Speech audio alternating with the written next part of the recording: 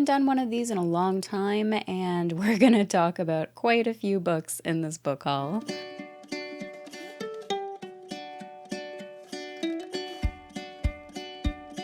Hello everyone, my name is Kayla and welcome back to Kay's Hidden Shelf, where we talk about books. Today I have 22 books to share with you in a massive book haul, and I figured I haven't done one of these in a really long time, so much so that these books are an accumulation that I have acquired over several months, so please take this with a grain of salt. I just figured this would be a good time to share a book haul with you because we are after the holidays. Gifts have arrived, and I just want to talk about books that are on my shelf and I will be reading this coming year. Now, there are 22 books in this book haul that we're going to go over, and I'm not going to read the description for all of them. I might not even get into a short synopsis because I haven't read them yet and I am not entirely sure what all of them are about. I like to go in blind sometimes. However, these are books that I have accumulated over several months, probably since July, June of 2023. I haven't done a book haul in a long time, and these are just main ones that I wanted to share with you, not review copies, but ones that were sent to me as gifts, and I want to talk about with you. So we're going to go ahead and start with the top of the pile, and really I am just not wanting those to fall. Let's start with the other side of the pile. Let's start with the first one, and that is E.M. Kula's Wrath of Olympus, Ships of Britannia, Book 1. Now, this caught my eye primarily from a cover reveal I saw for Book 2 or 3. And when I looked into the series, it sounded great, right up my alley. The artwork is amazing, and it's quite short as well, so I thought it would be great to try. I also love nautical fantasy, and this says that the province of Britannia is ruled by the descendants of King Arthur, and they are on the brink of an industrial revolution. The story itself follows a young girl named Maya who has been blamed for the murder of her mistress, and she goes on the run, and of course hijinks ensues. Next we have Little White Hands by Mark Cushion.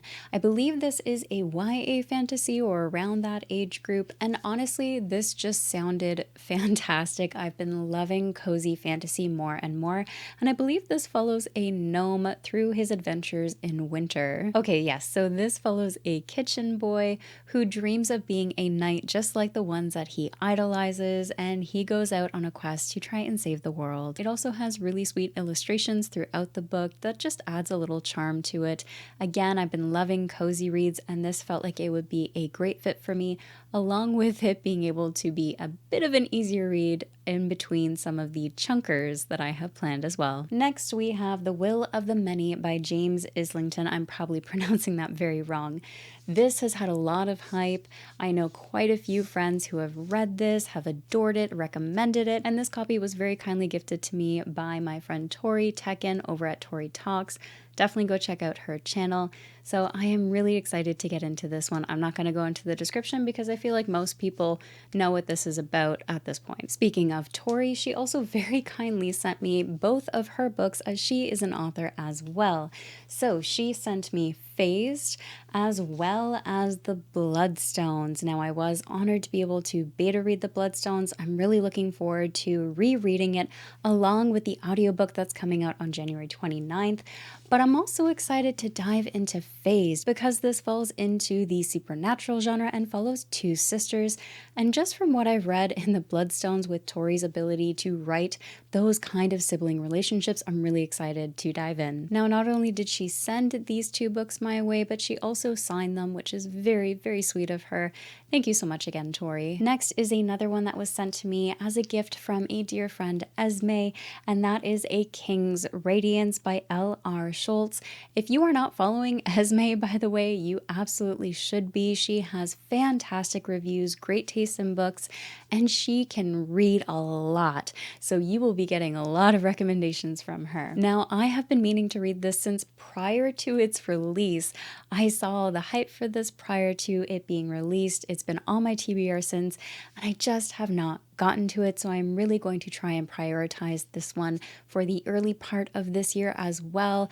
It sounds really interesting. It follows 3 siblings, a rebel, a prisoner, and a prince. Part of what caught my attention for this is just the first paragraph says, "The sun's light shines bright over the land of Zapor, and only a select few can harness its power. But all power comes with a cost, and the world is not kind to those who refuse to pay it." That piqued my interest right off the bat when I first heard of this years ago. So I am very excited to get to this one as well. Thank you again so much, Esme, for sending me this. Next are 2 that have come highly recommended to me by multiple people, and that is Jenny Wirt's The Curse of the Mistwraith, as well as Sorcerer's Legacy. Now, in between these 2, I will probably start with the Sorcerer's Legacy just because it is a bit shorter, and I feel like it would be a better introduction to her writing, as I've heard her writing can be a bit dense, more so in the sense that it takes a bit more effort to read it and absorb it. Really, I've been told I want to take my time with this. So I figured a shorter one from her would be a good start. This also was a recommendation from Nico at Nico's Book Reviews. And of course, I got the first book in the main series so that I can dive in right after as well. Now, unfortunately, these books did get a bit damaged in shipping, but they came a long way, and that's what happens sometimes. Next is The Hexologist by Josiah Bancroft. This is an author I have heard so many good things about. I have been meaning to start the Senlin's Ascend series. I don't remember what the series name is, but Senlin Ascends is the first book in the series. I had been meaning to read it for so long, and honestly, I got intimidated by the size of all of those books. This is a bit more manageable, and it sounds like it will be a fast, punchy read. It's said to be imaginative and to be filled with magical mysteries in it that only one team can solve, and that team is the Hexologists. So I love a good mystery, I love fantasy, I love imaginative and unique worlds. This is one I'm really excited to get to as well. Next is one that I won in a giveaway from the author, and that is Dark Water Daughter by H.M. Long. This is book 1 in the Winter Sea. Something I didn't realize about this as well is that the author is Canadian, which I love to see, and the story sounds like it'll be quite dark and follow some difficult decisions for these characters. I also love the concept of the magic system, at least from what it says here, is that Mary Firth is a storm singer, a woman whose voice can still hurricanes and shatter armadas. Her power is sought after. I mean, that sounds like an incredible read to me. Next, we have Godkiller by Hannah Kanner. This is one that has caught my eye several times, whether it be in person in stores or online or talking to friends. And there are a couple reasons why this caught my attention. This has gods, monsters, soldiers, mercenaries, and secrets, and follows a group of motley characters on a quest. That plus the artwork, and from what I have heard, this sounds like it might also be quite atmospheric. So all of these things sound interesting. Now, I did try starting with the audiobook to do an immersion read with this, and I found I could not get into the audiobook very well. The narrator took a lot of sharp inhalations, and that made it very distracting for me to listen to, so this one will likely stick as a physical read for me. Next is another one that's been on my radar for quite some time. I believe the Library of Alexandria had done a read-along with this one quite a while ago. I might be wrong, or at least a buddy read. However, that is Augustus by John Williams. Again, this is just one that comes highly recommended. I love when my friends reach out to me and say, hey, you should read this. Now, this one will be a little bit different for me, as it is a historical narrative set in classic Rome and follows the founder of the Roman Empire. I do read historical fiction, however, I don't often find myself in a Roman setting in that time period, and it should be really interesting for me. I always love going into historical figures, into exploring different time periods and cultures, and from everything I've heard, this should prove to be quite the impactful read. Next is an author I always love coming back to, and that is Adrian Tchaikovsky, Cage of Souls. I adore how Adrian Tchaikovsky explores planets and people and difficult situations. He just explores so many ethical and moral and complicated scenarios that I really find myself enjoying not only how he does that exploration, but how he crafts the world and pulls it all together into a story that I usually fly through. For example, this follows humanity in its last efforts of survival. There are very few left, and they are set basically on a prison on a world that is more alien to humanity. This says, Shadrapar, last of all cities, harbors fewer than 100,000 human souls. It is a museum, a midden, an asylum, a prison on a world that is ever more alien to humanity. Again, I'm just excited to dive back into Adrian Tchaikovsky's writing, his worlds, and see what unfolds here in this book. Next is a trilogy, and this one started with actually winning a giveaway for book 3 in the series, and I reached out to the author and asked if I could just buy the first 2 books from them as well. And this series is by Natalie Kelda. This starts with River of the Galaxy, moves into Outer Universe, and then into Quarantine 13 as the book that I had originally won in the giveaway. Now, my interest for this first started with the cover art. It reminded me so much of Treasure Planet, a movie I absolutely love. Now, this also delves into some topics of grief, depression, and a struggle to keep a crew alive all throughout their adventures. So this is one that has piqued my interest. I'm really looking forward to diving into, and again, those covers are just gorgeous. The next 2 are part of the same series by James Rawlings, and this is The Starless Crown as well as The Cradle of Ice. Now, I originally had heard Matt over at the Beard of Darkness talking about this and how much he enjoyed it, so this is one that I wanted to get.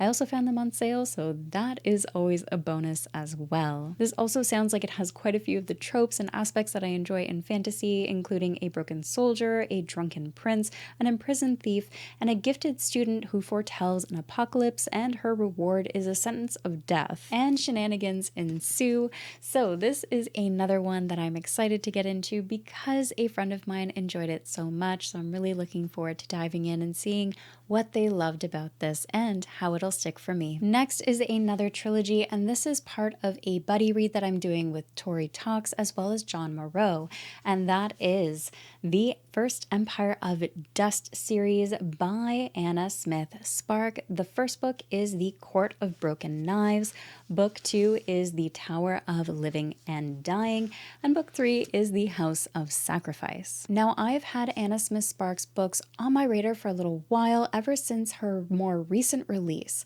And I just didn't know where to start with her writing. I know publication order is sometimes best, but sometimes it's not. I just wasn't sure what would be best for me. That is until I watched an interview hosted by A Beard of Darkness interviewing Anna Smith Sparks.